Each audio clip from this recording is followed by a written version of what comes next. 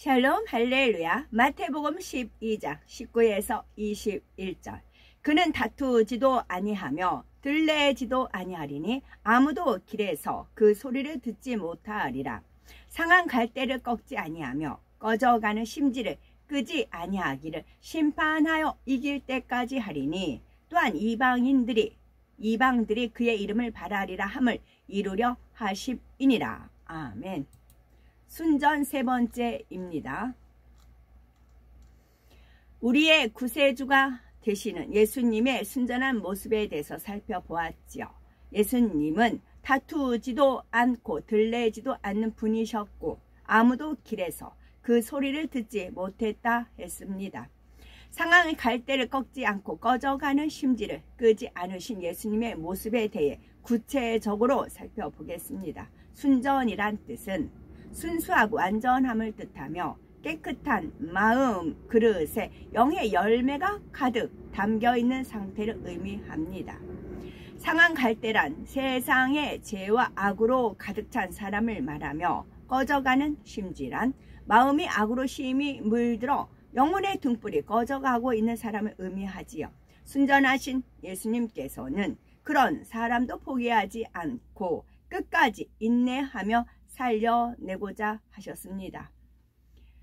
요한복음 4장에 예수님께서 사마리아의 수가라는 동네의 우물가에서 한 여인을 만나는 장면이 나오지요.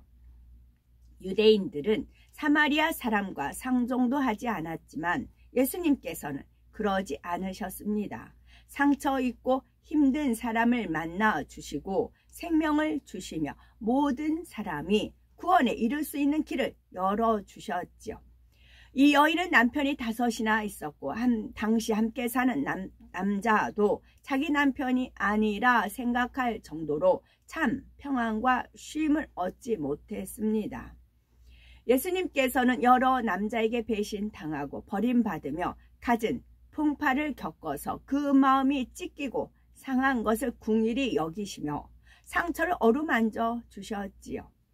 세상에서 진정 믿고 의지할 사람을 만나지 못해 사랑에 줄인 여인의 심령에 영원히 목마르지 않는 영생수를 주시고 영적인 참신랑인 구세주를 믿고 영접할 수 있는 축복의 길로 인도해 주셨습니다. 예수님께서는 막달라 마리아에게도 그리하셨지요.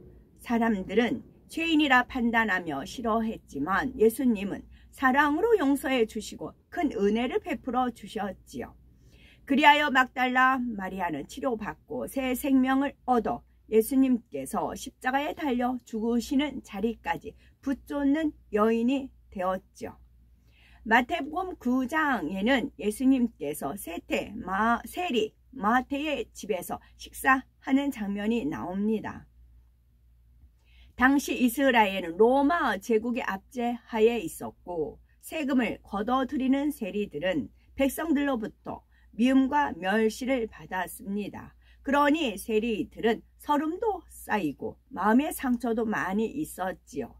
때로는 울분을 이기지 못해 더 강압적인 모습으로 세금을 거둬들이는 일도 있었을 것입니다. 예수님께서는 그들의 겉모습만 보고 멀리하지 않으시고 그런 행동이 나올 수밖에 없었던 찢기고 상처난 마음을 이해해 주시고 고쳐주길 원하셨습니다. 예나 지금이나 손가락질 당하는 사람들과 어울리면 같이 정죄를 받는 세상이지요. 그러나 예수님은 개의치 않으시고 그들의 중심을 보시고 상한 영혼, 찢기고 짓밟힌 영혼이라도 끝까지 구원해 주기 위해 비난을 당한다 할지라도 오직 선만 행하셨습니다. 인생의 마음을 너무나 잘 알고 궁일이 여기셨지요.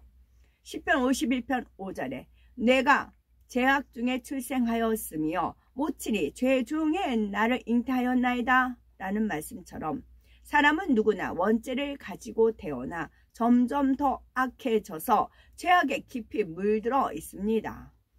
예수님께서는 죄로 물들고 상처난 마음에서 곱지 않고 거친 행동이 나오며 거짓된 말과 행동이 나올 수 있는 것을 이해하고 궁일이 여기셨지요.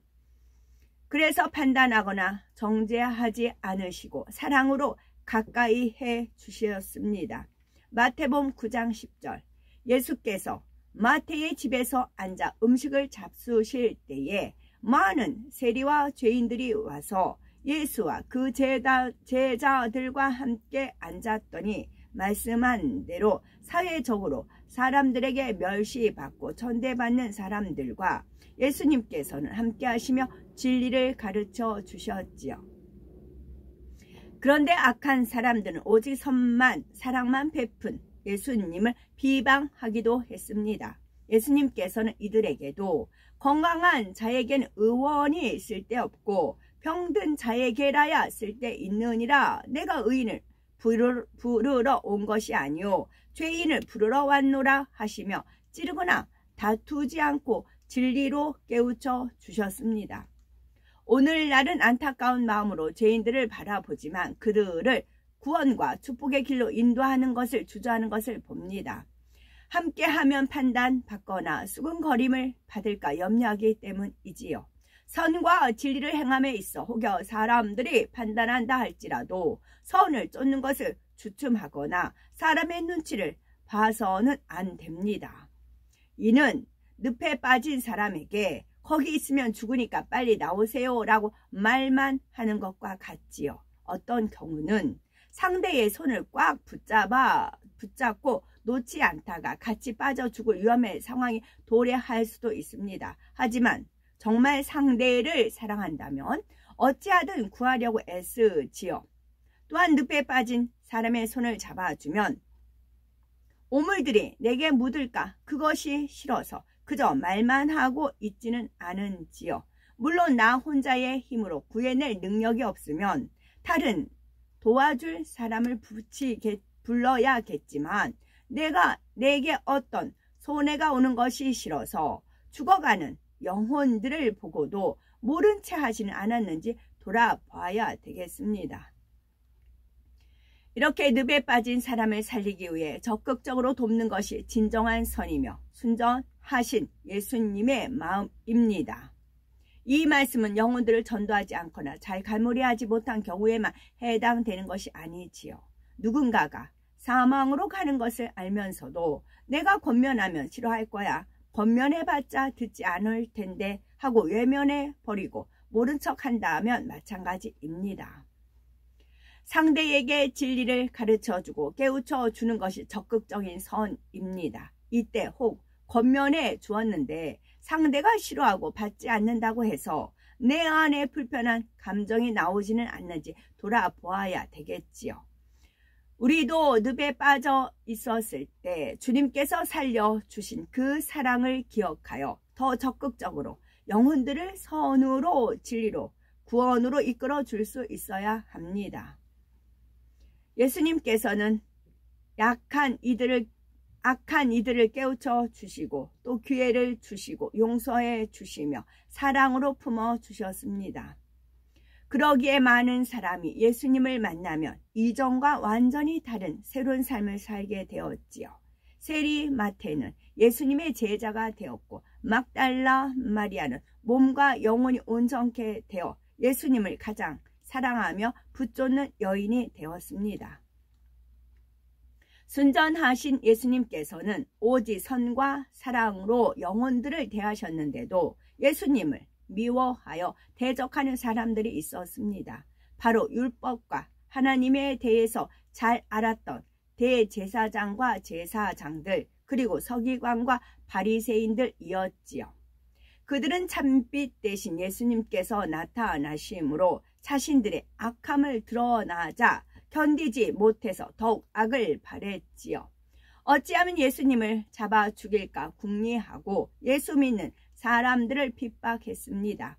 이것은 마치 꺼져가는 심지와 같이 불이 약하여 기름을 완전히 연소시키지 못하므로 매캐하고 검은 연기를 내어 주변을 해롭게 하는 것과 같은 모습입니다.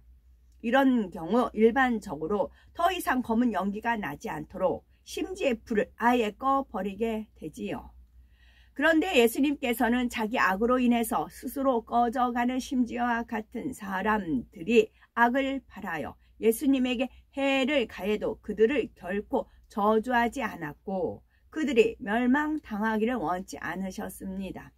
또한 가룟 유다가 자신을 배반에 팔아넘기려는 마음을 아시면서도 끝까지 버리지 않고 사랑으로 품어주셨는데 이는 꺼져가는 심지를 끄지 않는 순전한 마음을 가지셨기 때문이지요. 세상의 모든 사람들이 사실은 상한 갈대와 같고 꺼져가는 심지와 같습니다.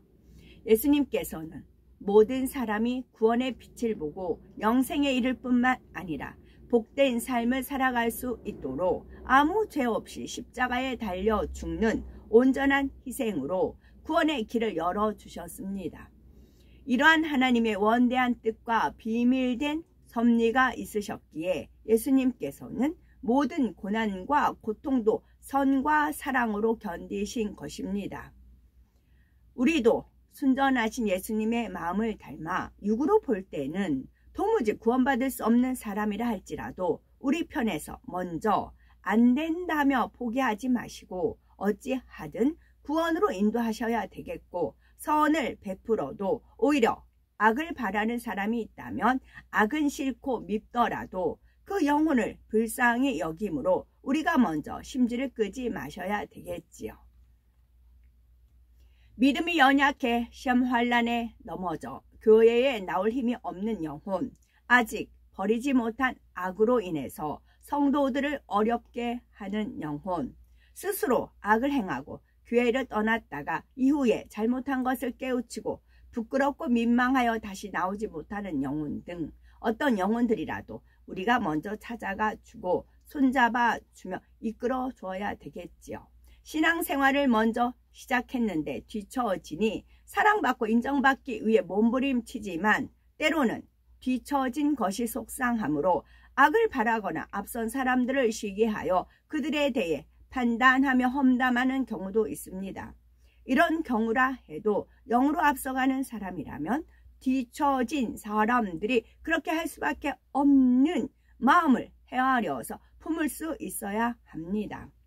또한 흑백을 가리거나 옳고 그름을 논하여 상대를 꺾으려는 것은 순전한 마음이 아닙니다. 흑백을 가린다고 상대의 잘못을 들춰내어 다툰다면 오히려 꺼져가는 심지를 꺼버리는 경우가 되지요. 어찌하든 살리고자 해야 하며 죽이고자 마저 짓밟아 버려서는 아니 될 것입니다. 진실과 사랑으로 선대함으로써 악으로 나오는 사람들의 마음까지 녹이고 감동을 주는 것이 순전한 마음입니다. 깨끗한 마음 그릇 안에 양선과 사랑이 가득하여 누구를 대하든지 자연스럽게 배어 나오므로 그리스도의 진한 향을 발할 수 있어야 되겠지요. 마태복음 12장 21절 또한 이방들이 그 이름을 발하리라 함을 이루려 하심이니라 하신 대로 순전하신 예수님의 이름은 누구든지 믿음으로 구원에 이를 수 있는 구세주로서 하나님께서 영광 받으시는 존귀한 이름이 되었습니다.